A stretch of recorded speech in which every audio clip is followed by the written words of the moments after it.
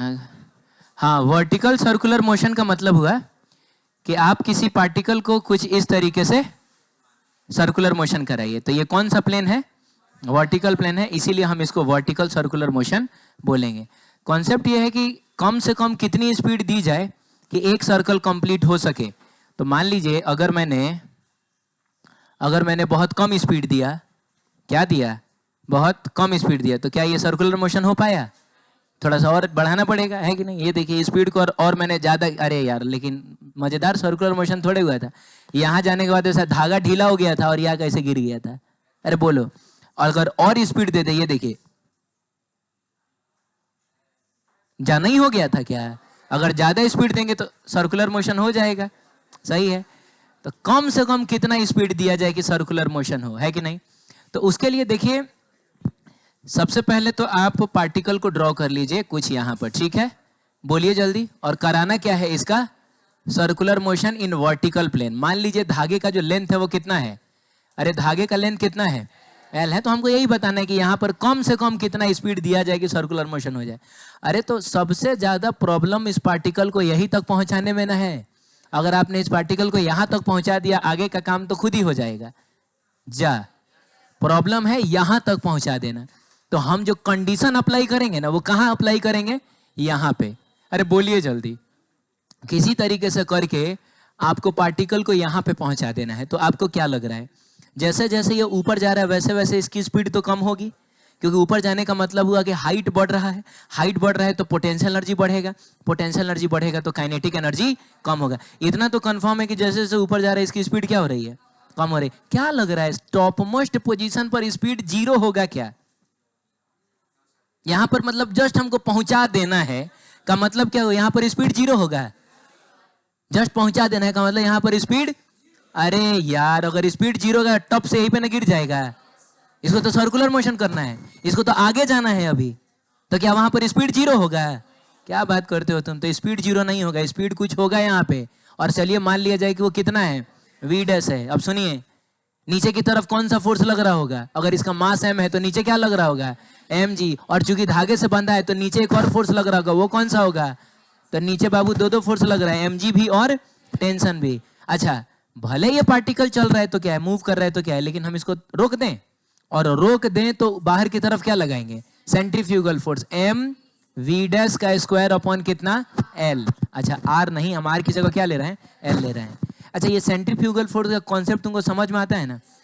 Circular motion के questions को solve करने के लिए हम पार्टिकल को रुका हुआ मान लेते हैं और बाहर की तरफ एक सेंट्रीफ्यूगल फोर्स लगा देते हैं, और आमने सामने वाले फोर्सेस को हम लोग इक्वेट करा देते हैं, यही ना करते हैं?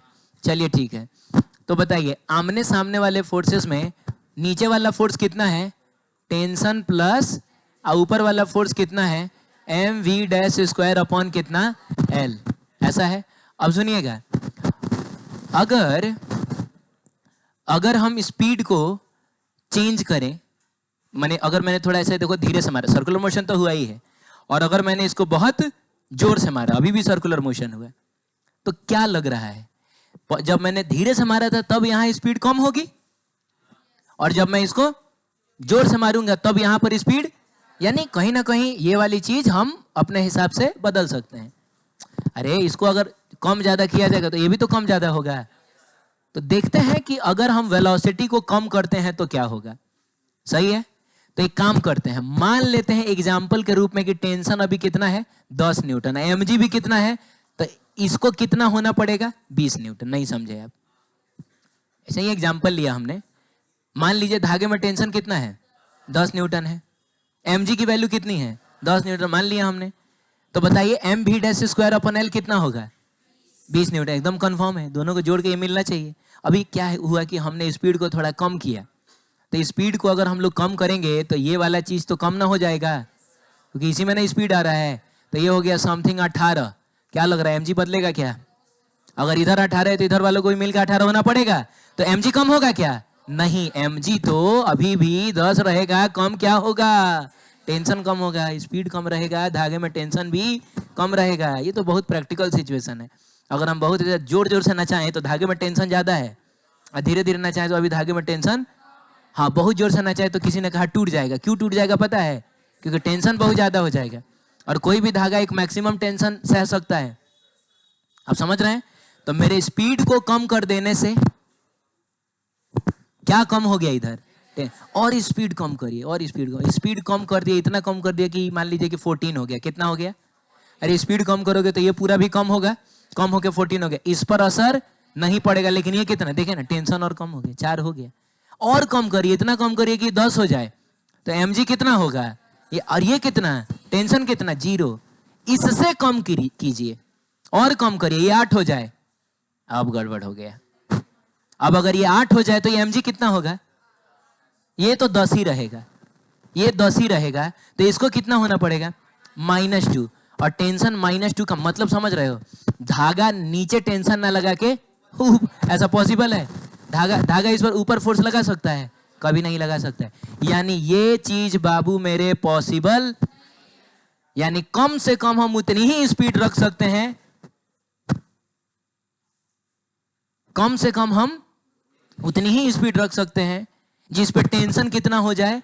तो अगर हम चाहते हैं बाबू कि ये चीज मिनिमम हो, तो उस केस में धागे में टेंशन कितना होगा, 0 होगा, है कि नहीं? आप समझे नहीं? अगर हम चाहते हैं ना कि उस मिनिमम स्पीड से हम इसको फेंकें कि जस्ट ये एक सर्कल कंप्लीट कर ले, तो याद रखिएगा उस समय यहां पर टेंशन कितना हो रहा होगा, 0। और सिर्फ ग्रेविटेशनल फोर्स ही सेंट्रीपिटल फोर्स का रोल प्ले कर दे रहा होगा। देखिए इस सिचुएशन में टेंशन फोर्स और ग्रेविटेशनल फोर्स दोनों मिलकर सेंट्रीपिटल फोर्स का रोल प्ले कर रहा है, लेकिन यहां पर अकेले ग्रेविटेशनल फोर्स ही प्ले कर दे रहा है, टेंशन की जरूरत नहीं है। तो कम से कम हम उतनी ही स्पीड रख सकते हैं जहां टेंशन कितना हो जाए, 0। उससे कम स्पीड पॉसिबल नहीं है। इसका मतलब हुआ कि अगर आप चाहते हैं कि v डैश मिनिमम हो जाए, क्या हो जाए, कौन मिनिमम हो जाए, v डैश मिनिमम हो जाए। अगर आप चाहते हैं कि v डैश जो हो वो मिनिमम हो जाए, तो बाबू उस केस में टेंशन को कितना होना पड़ेगा, 0 होना पड़ेगा। तो ठीक है, तब mg इज इक्वल टू कितना हो जाएगा, mv डैश का स्क्वायर अपॉन l। m से m को काट डालिए और l को इधर लेके जाइए, स्क्वायर को इधर ले जाकर रूट बनाइए, and you will find v dash is equal to under root कितना। और ये तो बाबू मेरे याद रखने वाली बात है। अगर आप चाहते हैं कि वर्टिकल सर्कुलर मोशन हो, तो टॉप मोस्ट पोजीशन पे, कहां पे, स्पीड कम से कम कितना होना चाहिए, √2gl। अगर मान लीजिए लेंथ को हम लोग l ले रहे हैं तो l, अगर हम r लेते तो, अगर हम हाथी लेते तो हाथी लिखते, √2gl। सही है, सॉरी √gl, सॉरी वो एक दूसरा रिजल्ट आएगा इसके बाद, वो मैंने गलती से बोल दिया, √gl। सही है, लेकिन हमको यहां का स्पीड थोड़े बताना था। अरे हमको तो यहां का ना बताना था कि मिनिमम स्पीड हम यहां पे कितना दें। तो कहीं ना कहीं हमको इसको और इसको आपस में रिलेट करना पड़ेगा। तो वो रिलेशन के लिए हम लोग देखेंगे कि इस पूरी यात्रा के दौरान इस धागे पर कितनी फोर्सेस लग रही थी। आपका जवाब होगा 2। एक लग रहा, जैसे मान लीजिए कि अपनी यात्रा में कहीं धागा अगर यहाँ होगा तो एक इधर की तरफ टेंशन लग रहा होगा, एक इधर की तरफ, कहीं भी देखो यहीं पर देखो ना, तो नीचे की तरफ क्या और ऊपर की तरफ क्या, टेंशन। यहीं पर देखो ना, नीचे की तरफ टेंशन और नीचे की तरफ mg, नहीं लग रहा है। इन दो फोर्सेस में एक फोर्स ऐसा है जो वर्क नहीं कर रहा है। क्या आप बता सकते हैं कि कौन है वो फोर्स? टेंशन वर्क नहीं कर रहा है, इसलिए जिंदगी में कभी टेंशन नहीं लेने का है, कोई काम आपका नहीं होगा। टेंशन वर्क क्यों नहीं कर रहा है, कौन बताएगा? मानसी बताएगी। मानसी सोच रही है कि सर हमसे काहे नहीं पूछ रहे हैं, बोलो। हैं?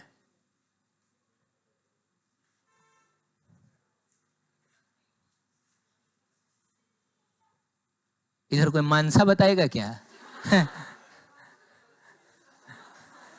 अरे तो कोई का नहीं, बताओ जल्दी, टाइम वेस्ट हो रहा है। टेंशन का वर्क डन क्यों 0 है? काहे कि बाबू टेंशन हमेशा वेलोसिटी के परपेंडिकुलर होगा। जब धागा यहाँ है तो टेंशन इधर है, वेलोसिटी इधर है। अरे बोलो भाई, हाँ, जब धागा यहाँ पहुंचेगा तो टेंशन इधर होगा, वेलोसिटी इधर होगा। हमेशा दोनों के बीच का एंगल कितना रह रहा है? और हम जानते हैं कि अगर फोर्स और वेलोसिटी हमेशा परपेंडिकुलर हो तो उसका वर्क डन हमेशा कितना होता है, तो हम लोग बोलेंगे कि here work done by tension force is equal to, इसका मतलब ओनली कौन सा फोर्स इज वर्किंग, ओनली कौन सा फोर्स, ग्रेविटेशनल फोर्स इज, ये तुमको समझ में ना मेरा writing, gravitational force is working, ठीक है। भगवान हमको डॉक्टर बना रहे थे लेकिन थोड़ा सा क्या बन गए,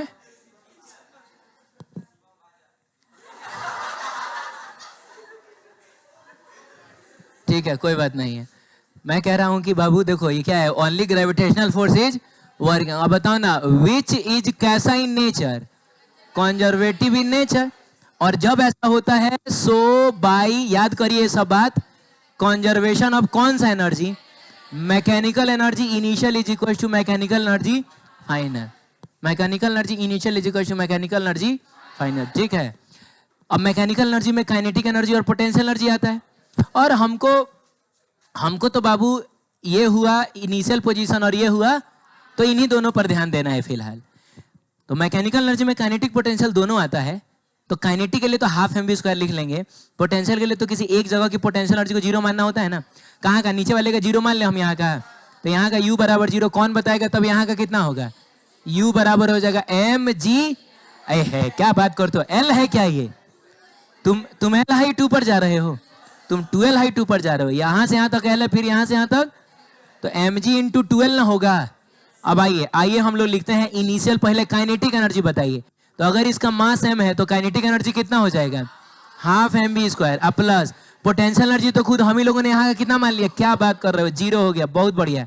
बताओ फाइनल सिचुएशन में काइनेटिक एनर्जी कितनी हो जाएगी, हाफ एम और v डैश का ना स्क्वायर, अब प्लस पोटेंशियल एनर्जी कितना हो जाएगा, mg इंटू 2l का मतलब 2mgl कहिए आप इसको कहिए 2mgl। अब देखिए m कॉमन होके इस m को काट देगा, तो m की तो बाबू कहानी ही खत्म हो गई, और हमको निकालना v ही ना था। तो एक काम करिए, आप इस 2 को इधर लेके चले जाइए, तो ये कट जाएगा। अच्छा लिख ही लेते हैं पहले हम लोग, v स्क्वायर बाई क्या 2, और इधर में क्या बच रहा है, v डैश स्क्वायर ना। अब v डैश स्क्वायर बताओ यहां से कितना मिलेगा तुमको, gl मिलेगा, दोनों साइड स्क्वायर का 2gl, नहीं एक मिनट आराम से, v डैश है अंडर रूट जी, बोलिए ना कितना है, अंडर v डैश का स्क्वायर कितना होगा, खाली gl होगा, दोनों साइड स्क्वायर करिएगा, you will find only gl। तो अगर आप gl लिखिएगा तो नीचवा में तो 2 रहेगा ना, और हाई देखिए क्या है, ये क्या है, ये तो 2gl है, क्या बात है 2gl। अब सुनिए क्या करेंगे, 2 को भेज देंगे हम इधर, तो 2 इससे भी मल्टीप्लाई होगा, इससे भी मल्टीप्लाई होगा, 2 जब इससे मल्टीप्लाई होगा तो इसको खाली gl बना देगा और इसको 4gl बना देगा, अब मिला जुला के ये 5gl हो जाएगा। तो बताइए v इज इक्वल टू कितना आ जाएगा, अंडर रूट, ये तुमको समझ में कैसे हो गया। हाँ ये भी याद रखने वाली बात है, अगर आप चाहते हैं कि सर्कुलर मोशन हो तो कम से कम स्पीड कितना होना चाहिए, यहाँ कितना होना चाहिए, सब लोग बोलो, ओए कितना, अंडर रूट, और यहाँ कितना हो जाना चाहिए, कम से कम अंडर रूट gl होना चाहिए, और वैसे भी यहाँ अंडर रूट 5gl होगा तो यहाँ अपने आप अंडर रूट gl तो होगा ही, ये होना चाहिए, सही है। इससे ज्यादा स्पीड दीजिए कोई दिक्कत नहीं, लेकिन मिनिमम स्पीड ये है, क्लियर है। कुछ ऐसा जो आप दोबारा समझना चाह रहे हो, एनीथिंग, आगे बढ़ सकते हैं फिर हम लोग। चलिए अब सुनिएगा, हमने अभी जाना कि अगर आप करा रहे हैं सर्कुलर मोशन तो यहां पर वेलोसिटी होना चाहिए अंडर रूट, ये मिनिमम वाली बात हो रही है। अब बाबू यहां पर वेलोसिटी होना चाहिए अंडर रूट gl, मिनिमम वाली बात हो रही है। हमको ना थोड़ा दोनों जगह पर टेंशन देखना है, क्या देखना है, तो तुम बताओ बाबू कि टेंशन यहां पर कहां लग रहा होगा, और नीचवा क्या लग रहा होगा mg, और नीचे इसको रोक के सेंट्रीफ्यूगल फोर्स भी लगा दें, बोलो ना, तो कितना हो जाएगा m v, अच्छा इसको थोड़ा v डैश बोल दिया जाए क्या, हाँ तो इसको बोलेंगे mv स्क्वायर अपॉन l है तो l ले लिया जाए, क्या दिक्कत है, सही है। अब तुम बताओ कि ऊपर वाला फोर्स और नीचे वाले फोर्स को तो बराबर करोगे ना, क्योंकि तुमने नीचे सेंट्रीफ्यूगल फोर्स लगाया है, इसका मतलब हुआ कि तुम इसको कैसा मान रहे हो, रेस्ट में, रेडियल डायरेक्शन में तुम इसको इक्विलिब्रियम में मान रहे हो। हाँ, तो इक्विलिब्रियम में आगे का मतलब हुआ कि tension will be equal to mg plus mv square upon l।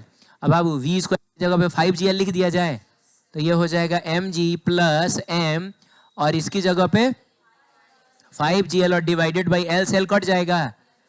खाली l कटा है, गलती से g भी काट दिए, कोई बात नहीं है। mg या प्लस कितना 5mg मिल के कितना हो जाएगा 6mg, है ना बाबू। तो यहाँ पर जो टेंशन होगा वो कितना है 6mg, और यहाँ पर टेंशन निकालने की जरूरत नहीं है, हमको पता है कितना है।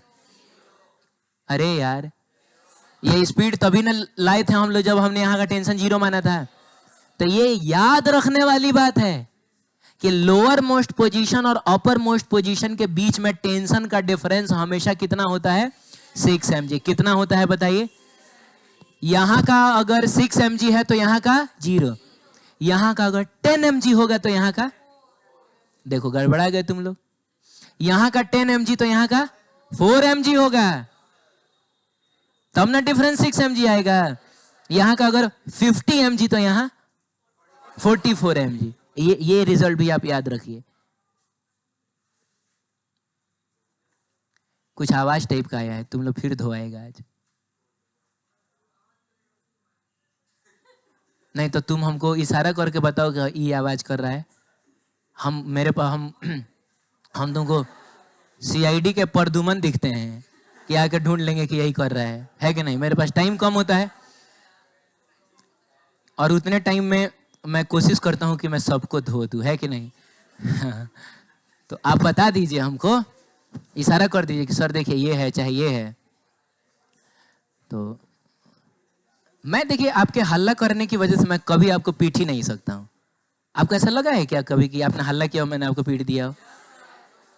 मैं आपसे पूछता हूँ इक्वेशन ऑफ ट्रेजेक्ट्री बताइए आप। तो या तो किसी दिन तुमको मन करे कि आज तो हम जाके इनको डिस्टर्ब करेंगे, तो बढ़िया से इक्वेशन ऑफ ट्रेजेक्ट्री पढ़ के आना। समझ रहे हो? पढ़ के आना, ठीक है। अगर तुम इस उम्मीद में हो कि कहीं मैं तुमको छोड़ दूं तो 6mg, ठीक है। आगे बढ़े तो ये बात यहां लिखा हुआ है कि वर्टिकल सर्कुलर मोशन में डिफरेंस ऑफ क्या टेंशन, टेंशन का जो डिफरेंस होगा, कहां कहां के टेंशन का बाबू, तो lower most and upper most position, वो हमेशा कितना आता है 6mg आता है। आगे बढ़ सकते हैं। देखिए आपकी किताब में ये बातें लिखी हुई होंगी।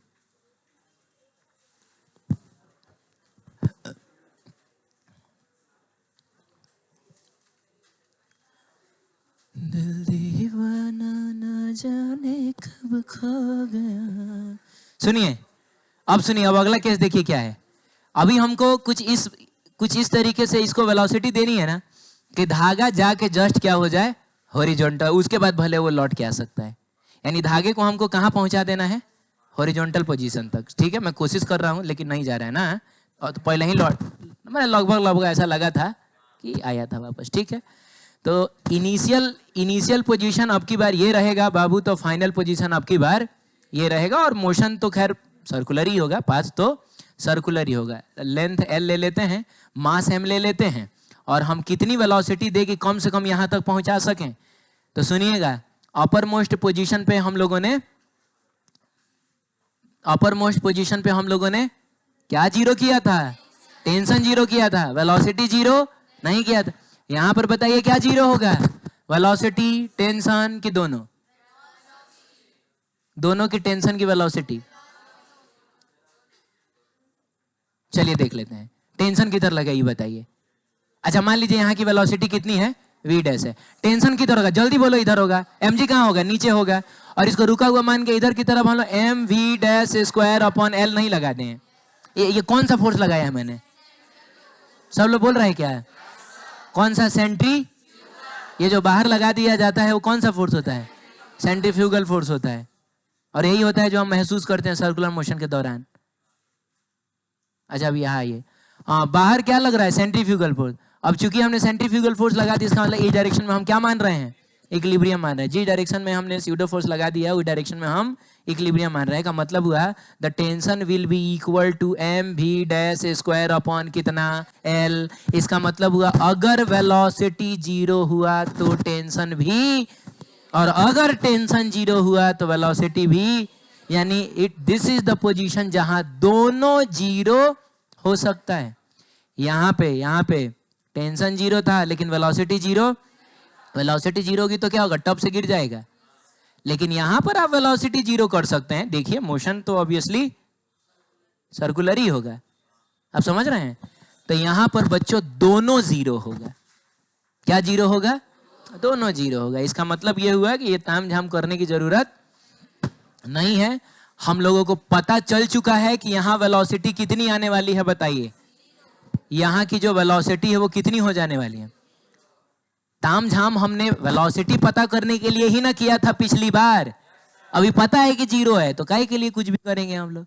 बस अब हम लोग अप्लाई करेंगे इस पॉइंट और इस पॉइंट पे मैकेनिकल एनर्जी का कंजर्वेशन, क्योंकि यहां पर भी टेंशन फोर्स का वर्क डन कितना होगा, क्योंकि tension is always perpendicular to velocity.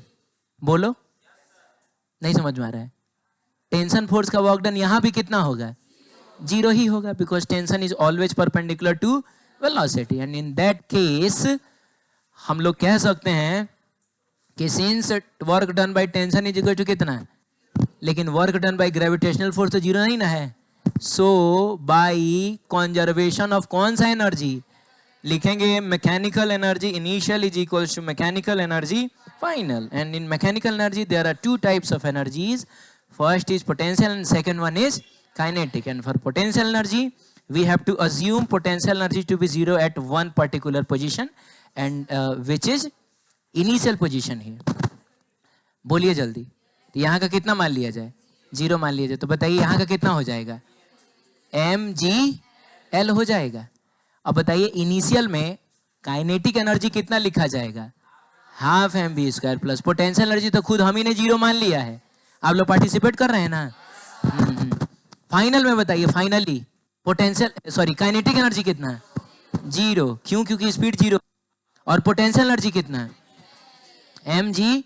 आई देखिए एम से एम कट गया और टू को इधर भेज दिया जाए और स्क्वायर को ले जाके इधर रूट बना दिया जाए तो वी इज इक्वल टू हो जाएगा अंडर रूट 2gl। इसका मतलब हुआ कि अगर आप चाहते हैं कि यहां तक पहुंचे आपको कम से कम कितना स्पीड देना पड़ेगा, under root 2gl। Under root 5gl दे दीजिएगा तब तो ये पूरा कंप्लीट सर्कल कर लेगा, नहीं समझे ना। लेकिन अंडर रूट 2gl दोगे तो कम से कम ये यहां तक तो पहुंचेगा, उसके बाद भले वापस लौटे। सही है। क्या हो अगर हमने अंडर रूट 2gl से कम वेलोसिटी दी, तो यहां तक नहीं पहुंचेगा, रास्ते में रह जाएगा। ये देखिए ये मैंने जो वेलोसिटी दी है ये अंडर रूट 2gl से कम है, नहीं समझे। तो क्या होगा बाबू, बस पता है आपको होगा क्या कि वो कहीं यहां तक जाएगा और उसकी वेलोसिटी जीरो हो जाएगी या फिर वापस, और ऐसा ऐसा बेचारा ऑसिलेट करने लगेगा। क्या करने लगेगा, ऑसिलेट करने लगेगा। सिंपल पेंडुलम की तरह ये ऑसिलेट करने लगेगा। देखो अच्छा तुमको नहीं लग रहा है कि यहाँ पे स्पीड जीरो हुई है तभी ना वापस आया है। अरे बोलो, तो पहला तो ये बताओ कि होगा क्या, ये कहां रहेगा। तो ये रहेगा इन लोअर हाफ। अरे पूरे सर्कल को अगर हम लोग दो भाग में डिवाइड करें तो ये हुआ लोअर हाफ और ये हुआ, तो पहले तो बताओ ये कहां रहेगा, ये सिर्फ लोअर हाफ में रहेगा। इसका पाथ कैसा होगा, ये पाथ कैसा होगा, ये पैराबोला है रे, ये पैराबोला है, सर्कुलर ना है। तो पाथ जो होगा वो कैसा होगा, सर्कुलर होगा। बताइए पाथ कैसा होगा, पाथ हो जाएगा आपका सर्कुलर, ठीक है। और मोशन कैसा होगा, ऑसिलेशन होगा। अच्छा इसको ऑसिलेशन कहा जाता है, आपको पता है ना। सर्कुलर होगा और ये क्या करेगा, ऑसिलेशन होगा, इसका ऑसिलेशन होगा, है कि नहीं। एक और बात है, लोअर हाफ में, कहां, लोअर हाफ में बाबू velocity can be zero. Velocity तो जीरो हो सकता है लेकिन tension can't be zero. Tension zero नहीं होगा। एक मिनट रुकिए, ये देखिए ये देखिए, जहां रुकेगा ना वहां पे भी ऐसा नहीं था कि धागा ढीला हो गया था, धागा तना हुआ था। अब देखिएगा ध्यान से, कोई भी ऐसा पोजीशन आपको दिख रहा है जहां धागा आपको ढीला दिखे? लेकिन हर एक्सट्रीम पोजीशन पर वेलोसिटी जीरो है लेकिन टेंशन जीरो। तो ये बात याद रखने वाली है। लोअर हाफ में वेलोसिटी जीरो हो सकता है, टेंशन जीरो नहीं हो सकता है। सही है। चलिए अब देखिए हमने क्या किया कि √2gl से तो ज्यादा वेलोसिटी दी, तो √2gl से ज्यादा वेलोसिटी दोगे का मतलब हुआ अभी इसको क्रॉस करेगा, लेकिन √5gl से कम दे दिया, यानी सर्कुलर मोशन नहीं होगा। तब क्या होगा, ये कोशिश करते हैं, देखते हैं कि क्या होगा।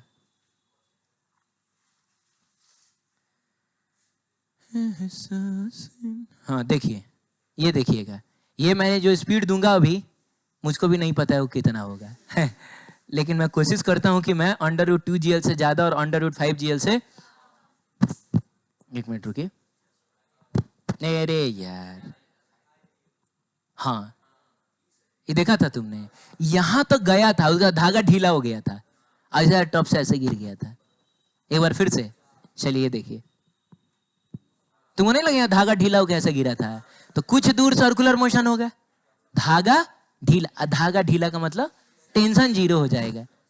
तो इसका मतलब हुआ कि ये बाबू मेरे पहुंचेगा जरूर कहां, अपर हाफ में पहुंचेगा जरूर, लेकिन यहां पर आके इसमें टेंशन कितना हो जाएगा, लेकिन वेलोसिटी रे बाबू जीरो नहीं होगा। याद रखना, सबसे पहले तो तुम ये बताओ कि ये जाएगा कहां, तो ये अपर हाफ में चला जाएगा। नहीं समझे आप?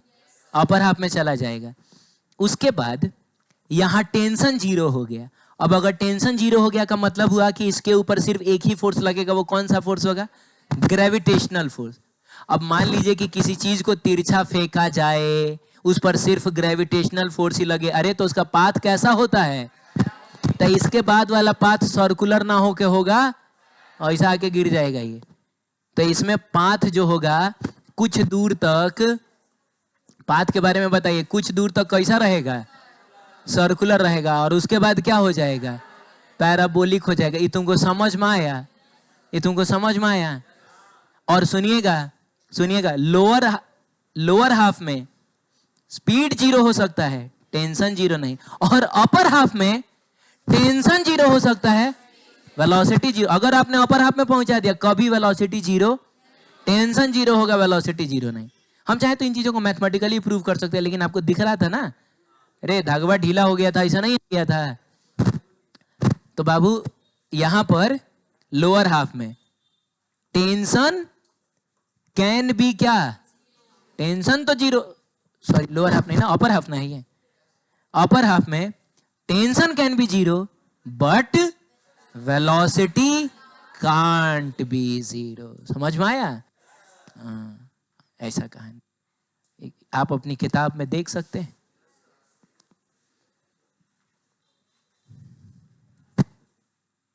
क्या बोल रहे हो? अब सुनो, अगला देखो केस क्या है। अभी क्या है कि हम लोग धागा ले रहे थे ना, और धागे में बांध के ना इसको हम ऐसे ऐसे मार रहे थे।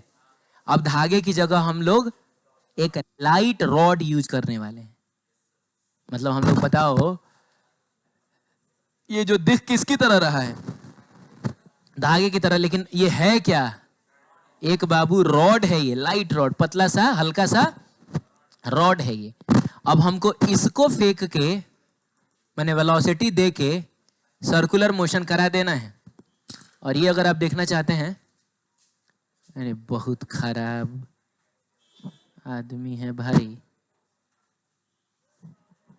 किसी के पास परकाल है क्या तुम्हारे पास? चलो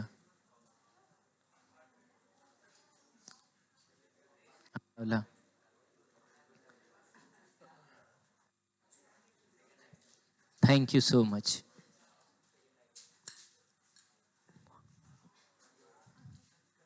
सुनिए, अब देखिए क्या करना है।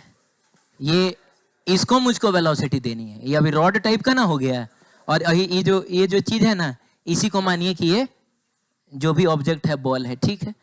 अब हम क्या कर, कोई बात नहीं है, थोड़ा हाँ हो जाएगा। हाँ ठीक है चलो, हाँ क्या कर रहे हैं, इसको वेलोसिटी देना, क्या होगा, कम वेलोसिटी देंगे तो यहाँ से लौट आया, नहीं लौट आया, और वही इसको अगर हम ज्यादा वेलोसिटी देंगे, ज्यादा वेलो तो सर्कुलर मोशन नहीं हो गया है। तो यही सवाल है कि अब हम इसको कितना वेलोसिटी दें। तो स्ट्रिंग के केस में तो √5gl देते थे, देखते हैं इसके केस में हमको कितना देना पड़ेगा। ठीक है, तो पहले तो आप ये बताइए कि मकसद क्या रहेगा हमारा। मकसद ये रहेगा कि इसको यहां तक पहुंचा देना। पिछली बार यहां पर वेलोसिटी हमने 0, अरे यहां वेलोसिटी हमने 0, अगर वेलोसिटी हम 0 कर देते तो धागा ना था, ये नीचे गिर जाएगा, सर्कुलर मोशन नहीं होगा। खाली इतना सोच के बताइए कि इसके केस में हम यहाँ वेलोसिटी 0 कर सकते हैं क्या? इसके केस में हम यहाँ वेलोसिटी 0 कर सकते हैं? अब सुनिए, वेलोसिटी 0 भी हो गया तो क्या ये नीचे गिर जाएगा?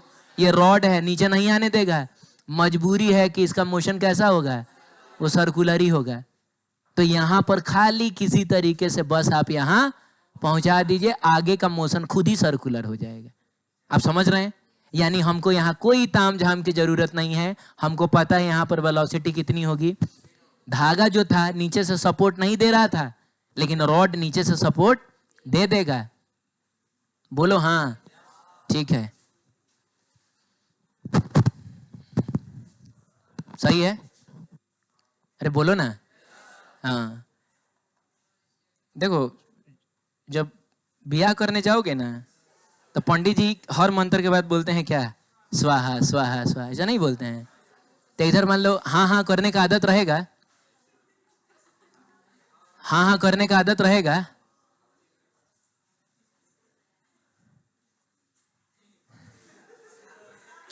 तुम्हारा नक्षत्र सही नहीं चल रहा है, समझे? मैं कह रहा हूं कि हाँ हाँ करने का आदत रहेगा ना, तो उधर हाँ स्वाहा स्वाहा जो है प्रॉपरली कहोगे तो दाम्पत्य जीवन जो है वो ठीक चलेगा, है कि नहीं? ना तो उधर क्या है कि जहां एक आध गो स्वाहा में गड़बड़ी हुआ तो आगे का जिंदगी तुम्हारा स्वाहा हो जाएगा। ठीक है, ऐसा बात नहीं है।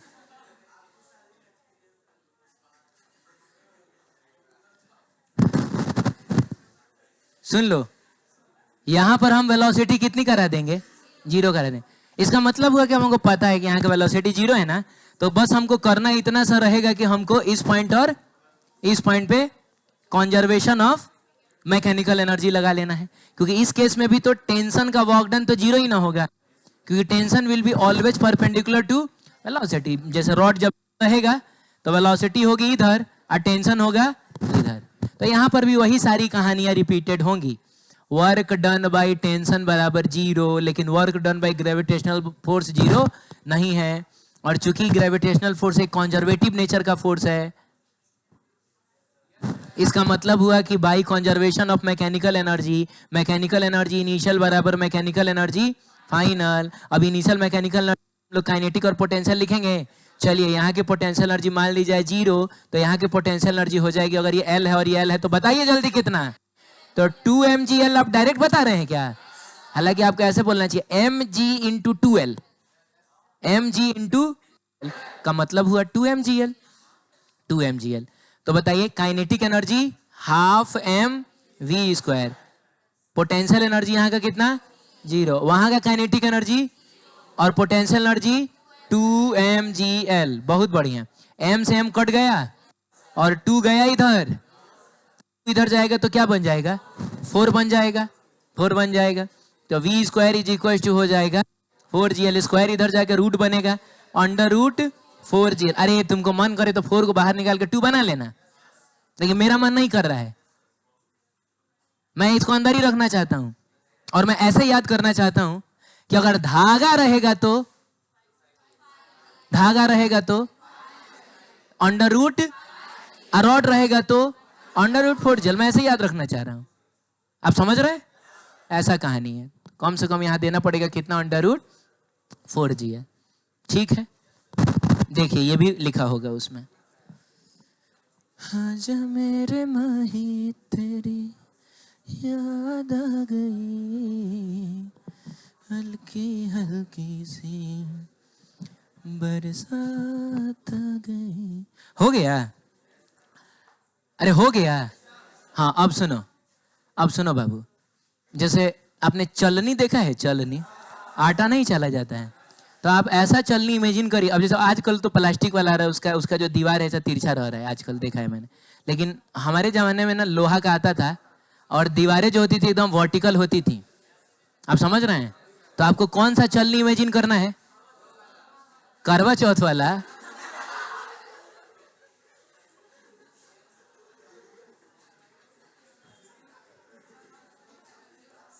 जरूर तुम उपवास रखता है हैं?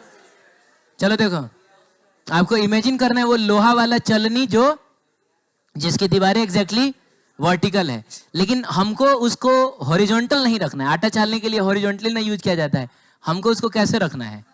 वर्टिकल रखना है, ठीक है?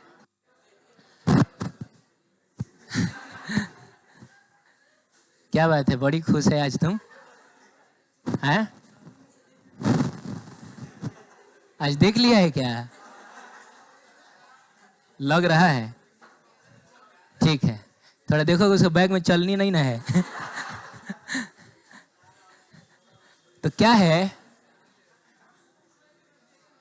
बाबू कि आप ऐसे इमेजिन, मतलब चलनी ऐसे होता है, आप ऐसे इमेजिन करिए, ठीक है? यहां पर एक बॉल रख दीजिए। आप समझ रहे हैं? इमेजिन कर पा रहे हैं? अब इस बॉल को अगर आप वेलोसिटी दीजिएगा और बहुत कम वेलोसिटी दीजिएगा, आप इमेजिन कर पा रहे होंगे कि ऐसे वापस आ जाएगा। थोड़ा वेलोसिटी ज्यादा दीजिए, हो सकता है कि यहां तक पहुंचे और यहां के बाद ऐसे गिर जाए। अब लीजिए, अगर मान लीजिए कि इसको मारिएगा थोड़ा ज्यादा जोर से, तो हो सकता है ना कि यहां तक पहुंचे उसके बाद कहीं गिर जाए। आप बहुत जोर से मार देंगे तो क्या होगा? नाचने लगेगा, सर्कुलर मोशन। आप क्या समझ पाते, ये कौन से सिचुएशन से मिलता जुलता है? ये धागा वाले से मिलता जुलता नहीं है।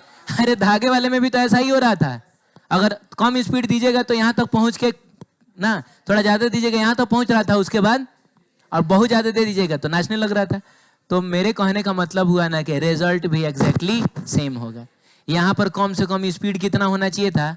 √5gl ना बाबू। तो अगर मान लीजिए इसका रेडियस कितना है, अगर r है, तो यहां पर कम से कम वेलोसिटी होनी चाहिए √5gr। कुछ भी अलग से हमको करने की जरूरत नहीं है। यहां पर स्पीड कितना होना चाहिए था? कम से कम √gl ना। तो यहां पर भी बॉल की स्पीड कम से कम कितनी होनी चाहिए? √gr। क्या लग रहा है, बॉल की स्पीड अगर यहाँ 0 हो गई तो आगे कहां जाएगा? वो तो टॉप से नीचे गिर जाएगा। एग्जैक्टली सेम केस नहीं है? सेम केस है, तो अलग से करने की जरूरत नहीं है। बस अंतर इतना है कि इस केस में ऊपर लग रहा था टेंशन, इस केस में ऊपर लगेगा नॉर्मल। नॉर्मल लगेगा, बस टेंशन नॉर्मल हो गया। समझ रहे हो? बाकी सब वही रहेगा, √5gr √5gl, ठीक है? अब सुनिए, एक और सिचुएशन लेते हैं। सिचुएशन इज समथिंग लाइक कि हमने एक ट्यूब ले लिया। बताइए क्या ले लिया? हमने एक ट्यूब ले लिया, समझ रहे हो? ट्यूब में हमने बॉल डाल दिया यहाँ। अब सुनो, ट्यूब में हमने क्या कर दिया, और इसका रेडियस कितना है बताओ? r है। अब तुम इसको ऐसे मारोगे तो यहां से लौट के आ सकता है, यहां से लौट के आ सकता है। अरे बोलो, ज्यादा जोर से मार दोगे तो सर्कुलर मोशन भी करेगा। बताओ ये कौन से केस से कंपेयर्ड होगा? रॉड वाले से। क्योंकि तुम किसी तरीके से खींच खाच के यहां पहुंचा भर दो का मतलब वेलोसिटी 0 भी रहेगा ना, तब भी आगे वाला मोशन कैसा होगा? मजबूरी है कि सर्कुलर ही होगा। तो आपको नहीं लग रहा है कि रॉड वाले से कंपेयर्ड है? अरे कुछ तो बोलो। हाँ, तो रॉड वाले केस में यहाँ अंडर रूट कितना होता था? तो यानी यहाँ पर भी हो जाएगा √4gr। और यहाँ पर वेलोसिटी हम बाबू मेरे 0 भी कर दे तो कोई दिक्कत नहीं है। इसके बाद तो इसका मोशन कैसा होगा? सर्कुलर ही होगा। ठीक उसी तरीके से यहाँ पर वेलोसिटी अगर हम 0 भी कर दे तो इसका मोशन कैसा होगा? सर्कुलर ही होगा। सही है? देखिए लिखा होगा उसमें इस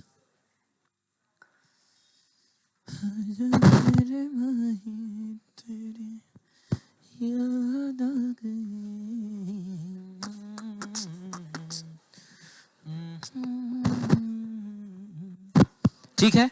एक क्वेश्चन है, कह रहा है कि the tension in the string revolving in a vertical circle with mass कितना m at the and which is eight lowest position. अच्छा, तो वर्टिकल सर्कुलर मोशन कराना है एक स्ट्रिंग का जिसके एंड पर एक m मास का ऑब्जेक्ट बंधा हुआ है, ठीक? और जिस समय वो अपने लोअर मोस्ट पोजीशन पर होगा, बताना है कि उस समय उस धागे में टेंशन कितना होगा। तो बाबू वेलोसिटी शायद v दिया हुआ है, तो नीचे की तरफ क्या होगा, और अगर हम इसको रुका हुआ मान लें तो नीचे की तरफ क्या लिखेंगे, mv² अपॉन, शायद रेडियस r दिया है तो r मान लें। अब क्या होगा, ऊपर वाला फोर्स बराबर नीचे वाला फोर्स, ऊपर वाला फोर्स टेंशन, नीचे वाला force mg plus mv² upon r। बोलिए कौन सा ऑप्शन है बताइए। चलिए देखिए सी नंबर ऑप्शन मैच कर जाता है, mv² by r plus mg। ठीक है, ये कह रहा है क्या हुआ कि हम यहां से इसको छोड़ना चाह रहे हैं, चाह क्या रहे हैं, छोड़ दिए हैं, तो इनिशियल वेलोसिटी कितनी होगी, तो ये नीचे आएगा, कोई फ्रिक्शन वगैरह नहीं है, नीचे आएगा, इसकी स्पीड लगातार इस ट्रैक पे जाएगा, बहुत हद तक संभावना है कि कहीं यहीं से लौट आए, संभावना है कहीं यहां तक पहुंच के ऐसे गिर जाए, ये भी संभावना है कि एक सर्कल कंप्लीट हो जाए। तो वही बोल रहा है कि बताइए हाइट जो होना चाहिए वो कितना होना चाहिए कि अगर हम इसको यहां से छोड़े तो एक सर्कल कम से कम कंप्लीट हो। ऐसे केस में हम जानते हैं कि जिस समय ब्लॉक यहां होगा उस समय उसकी वेलोसिटी होनी चाहिए मिनिमम, माने वेलोसिटी ग्रेटर देन और इक्वल टू होना चाहिए किसके, अंडर रूट, ये तुमको समझ में आया, माने कम से कम वेलोसिटी ना होना चाहिए अंडर रूट 5 GR। अरे अभी तो देख रहे थे हम लोग, कम से कम वेलोसिटी कितना होना चाहिए, उससे ज्यादा रहे तो कोई दिक्कत नहीं, उससे ज्यादा तो और बढ़िया से सर्कुलर मोशन करेगा, ये चीज है। अब सुनिए, हम एक काम करते हैं, हम इस वाले, अच्छा फाइनल पोजीशन में हम यहां रख रहे हैं और इनिशियल पोजीशन यहां है, हम इसका पोटेंशियल एनर्जी कितना मान लेते हैं, 0। तो जाहिर सी बात है इस लेवल की पोटेंशियल एनर्जी कितनी हो जाएगी, कितनी हो जाएगी, इसको यहां लिखता हूं क्योंकि यहां पे ना जरूरत है, mg और क्या h। हम मैकेनिकल एनर्जी को कंजर्व कराने जा रहे हैं क्योंकि इसकी यात्रा के दौरान नॉर्मल फोर्स का वर्क डन कितना होगा, क्योंकि normal is always perpendicular to velocity, हाँ normal is always perpendicular to surface and velocity is always parallel to surface, यानी नॉर्मल और वेलोसिटी हमेशा एक दूसरे के कैसा होगा, परपेंडिकुलर होगा। ये समझ में आया, चलिए ठीक है। तो अगर नॉर्मल का वर्क डन नहीं हो रहा है, वर्क डन बाई नॉर्मल बराबर कितना है, तो वर्क डन सिर्फ ग्रेविटेशनल फोर्स का ही ना हो रहा है, वही ना 0 नहीं होगा, क्या करेंगे हम लोग, mechanical energy initial is equals to mechanical energy final. Initially बताइए काइनेटिक एनर्जी कितनी है, 0 है, बताइए पोटेंशियल एनर्जी कितनी है, mgh है, और फाइनली बताइए, फाइनली पोटेंशियल एनर्जी कितना है, चाहे काइनेटिक एनर्जी पहले लिख लीजिए, काइनेटिक एनर्जी कितना होगा, हाफ mv²। जा, अरे यहाँ की वेलोसिटी हमने कितनी मानी है, v मानी है, जिसको इससे बड़ा होना चाहिए लेकिन माना तो v ही ना है, तो हाफ mv², और यहाँ का पोटेंशियल एनर्जी कितना माना है, 0 माना है। तो इस केस में आप बता दीजिए जल्दी से कि m से m तो कैंसिल हो जाएगा, 2 उधर चला जाएगा और स्क्वायर को उधर ले जाकर रूट बनाओगे तो v इज इक्वल टू हो जाएगा अंडर रूट 2g है। और ये तो हम मुंह जबानी बता सकते थे कि चूंकि सिर्फ ग्रेविटेशनल फोर्स काम कर रहा है तो किसी भी ऑब्जेक्ट को जब छोड़ा जाता है तो h हाइट नीचे आने के बाद उसकी स्पीड कितनी हो जाती है, अंडर रूट 2gh, और आया भी अंडर रूट 2gh। अब कंडीशन क्या है कि velocity should be greater than और equal to under root 5gr। अब वेलोसिटी की जगह पे इसको रखा जाए, यानी under root 2gh should be greater than और इक्वल टू क्या, अंडर रूट 5gr। बताइए रूट से रूट कैंसिल हो जाएगा, g से g कैंसिल हो जाएगा, और 2 कहां चला जाएगा, नीचे, यानी h should be greater than और इक्वल टू 5r बाई क्या 2। ऐसा कोई ऑप्शन है क्या, हाँ 5r बाई 2, हालांकि इक्वल टू में भी हो जाएगा। अच्छा तो सबसे बढ़िया आंसर तो डी ना होगा, वही तो मैं बोलूं, सही है, ग्रेटर देन और इक्वल टू अंडर रूट, उससे ज्यादा हाइट से आप फेंकिएगा सर्कुलर मोशन हो जाएगा, सही है। चलिए ठीक है फिर।